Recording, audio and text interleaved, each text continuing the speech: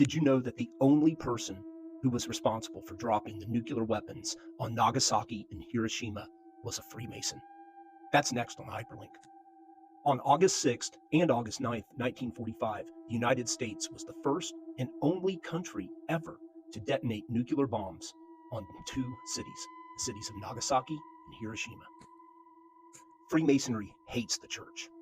They do everything they can to destroy the church. So what better target than the Urakami Cathedral in Nagasaki, Japan, to be the epicenter of that attack? Yep, Japan had a very faithful Christian population in the city of Nagasaki, right where they dropped the nuclear bomb. That was the epicenter of where that bomb went off. It killed roughly 10 to 15,000 Japanese Christians that were living underground because Christianity was made illegal a few years before. Yep, here's a picture of that cathedral after they bombed it. And the person who gave the order to drop those bombs on those cities was Worshipful Brother Harry S. Truman, 33rd degree Freemason and President of the United States of America. And his famous quote was, "The buck stops here," meaning that as President of the United States, he took full responsibility for the actions that happened on that day. The buck stopped with this guy right here. But wait, there's more. See, Harry Truman only became president at the very end of World War II. Prior to that, this guy was this guy right here, Franklin Delano Roosevelt. He gave the order to start developing the nuclear bomb that would end up being used on Nagasaki and Hiroshima. Here's a picture of him in his Masonic regalia. You don't find a whole lot of those because he was paralyzed, so he was in a wheelchair, so there's not a whole lot of pictures of him standing up in an apron, but he was also a 33rd degree Freemason. He passed away in the middle of World War II.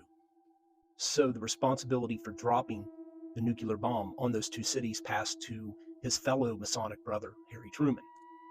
Yeah, that guy right there. He was also a member of the most elite Freemason group. He was a Shriner, even. And we all know about Oppenheimer and all of those kind of let's just say, followers of a little guy, with a little mustache over in Germany, how we took all of them to start developing the nuclear weapon. But this guy right here, Enrico Fermi, was kind of the father of all that.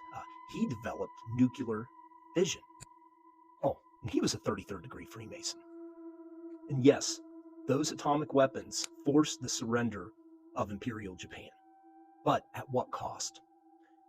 Their Masonic values let them make the call that sacrificing 350,000 people was a good enough compromise.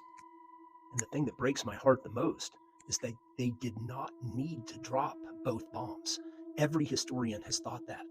Basically, the reason why they dropped both bombs, that second bomb on that church, was out of curiosity, because the bombs were made of two different types of nuclear material, and they wanted to see what the effect would be differently.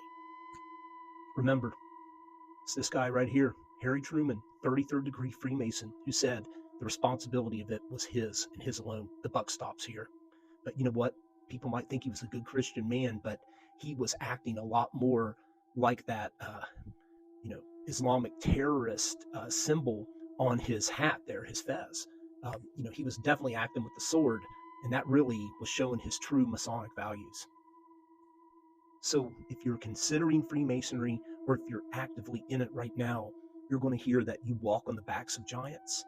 So remember, you walk on the backs of these mushroom clouds. Freemasonry is not the answer.